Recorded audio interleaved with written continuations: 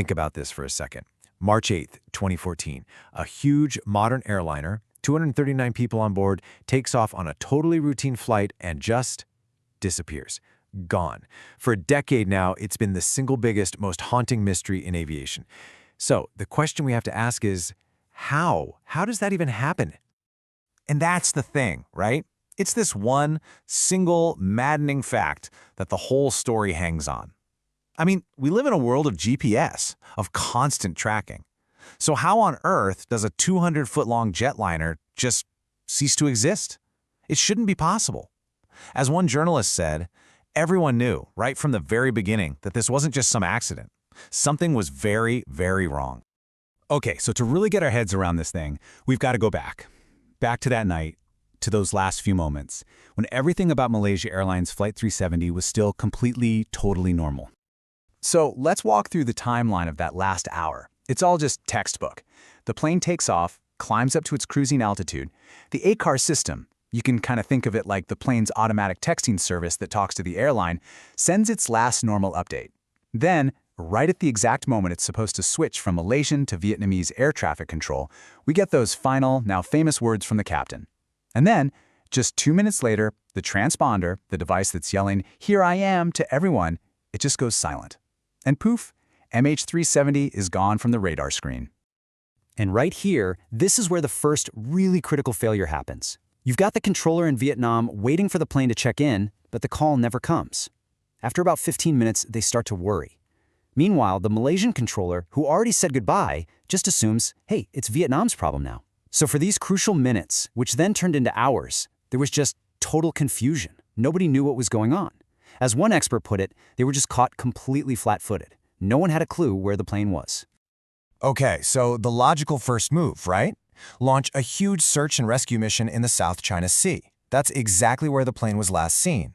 The working theory for everyone was a sudden, catastrophic crash. But days start to crawl by. You've got ships, planes, everything just scouring the water. They'd find things, oil slicks that turned out to be from cargo ships, but not one single piece of a Boeing 777. And here's the kicker. The reason they found nothing is because they were looking in the wrong ocean, the completely wrong ocean. So for a solid week, the whole world is just baffled, you know? Everyone's thinking it must have been a terrible accident. But then, the story takes a hard left turn into something much, much stranger. 2 digital bombshells were about to drop, and they were going to rewrite everything we thought we knew. So here's bombshell number 1.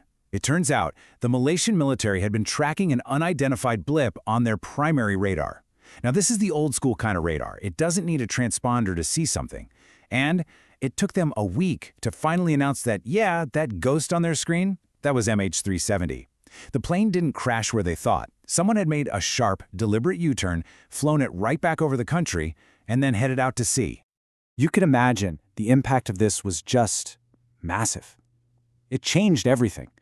Like investigative journalist Jeff Wise said, this tells you right away it's not an accident. A plane doesn't just decide to turn around and fly in stealth mode for an hour all by itself.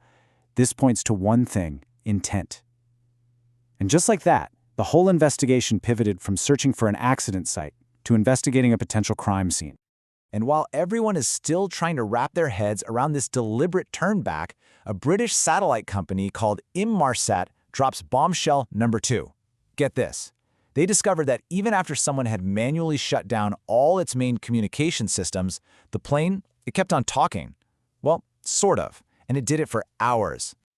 All right, we got to break this down because it is the absolute key to everything that comes next.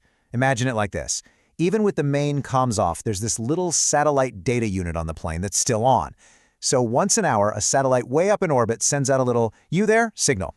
And the unit on the plane automatically pings back, "Yep, still here." These are just simple little digital handshakes, right? No location info, nothing fancy. But, and this is the truly brilliant part, by measuring the exact time it took for that signal to go to the plane and come back, engineers could figure out the distance between the plane and the satellite. They didn't know the direction, but they knew how far away it was. And incredibly, the plane didn't send just one of these pings. It sent 7 of them. 7 handshakes. The very last one was at 8:19 a.m., more than 7 hours after it disappeared from radar. This is staggering. MH370 didn't just make a U-turn, it flew on for a whole night, a ghost plane flying over a vast, empty ocean. So think about what that means. Each of those 7 pings gives you a giant circle on the map, all the possible places the plane could have been at that exact time. And when you plot all 7 of those circles, they line up to form 2 possible paths or arcs. One of them goes north, right over Asia, which is covered in radar. The other one, it goes south, deep into one of the most remote, empty stretches of ocean on the entire planet. And suddenly, the search had a brand new, terrifyingly huge focus, the southern Indian Ocean. So this revelation of a long, deliberate flight, it immediately begs the question, why? The satellite data was amazing. It told investigators where to look, but it gave them absolutely zero clues about what actually happened in that cockpit. And into that total vacuum of information, 2 major theories started to take shape.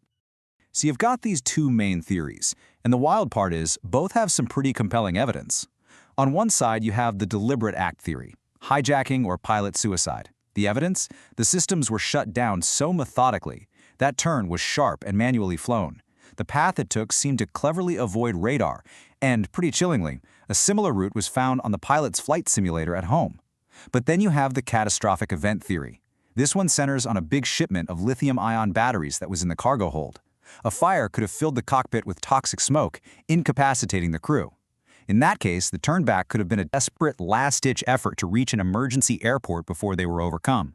And after that, the plane just flew on autopilot, a ghost flight, until it finally ran out of fuel. So armed with this incredible Inmarsat data, the world launches this absolutely unprecedented search. But think about the challenge. They're looking for a needle in a haystack the size of a continent, in a part of the world where, and this is true, the ocean floor was less mapped than the surface of Mars. Just mind-blowing. For years, this huge, expensive search found nothing, absolutely nothing. Then, in July 2015, finally, a breakthrough, a piece of a wing, a flaperon, washes up on Reunion Island, thousands of miles away. And it's confirmed, it's from MH370. This was a huge deal. It didn't tell them where the plane crashed, but it was the first solid physical proof that it was, in fact, in the Indian Ocean. And yet, even with that piece of the puzzle, after scanning 120,000 square kilometers of seabed, the official search was called off. A later private search also came up empty. Just heartbreaking. So you have to wonder, right? After a decade of failures, after all that money and all that effort, why on earth would anyone think they could succeed now? Why even talk about starting the search again? Well, the answer is that 2 absolutely critical things have changed: the tech we use to search and the data we use to tell it where to look. And that brings us right up to today. A new chapter in this story is literally being written as we speak. There's a high-tech exploration company, and they're working with these incredibly dedicated independent investigators, and they truly believe they now have the tools and the data to finally find this plane. All right, so what's behind all this new hope? 2 things. First, the tech. The company, Ocean Infinity, they've got a whole new fleet of robotic submarines, AUVs, that can map the ocean floor way faster and in much higher detail than ever before. But second, and this might be the real game changer, there's new data. Investigators have been digging into this really obscure type of radio signal data, and they think it's given them a much clearer picture of the plane's flight path. Okay, so this new hope really hinges on something called WSPR, which people call whisper data. Now stay with me here. Imagine a global web of invisible radio tripwires. They're being sent out all the time by amateur radio hobbyists all over the world. It was never ever designed to track planes. But an engineer figured out something amazing. When a massive metal object like a plane flies through one of these signals, it creates a tiny, detectable disturbance, kind of like a tripwire being broken.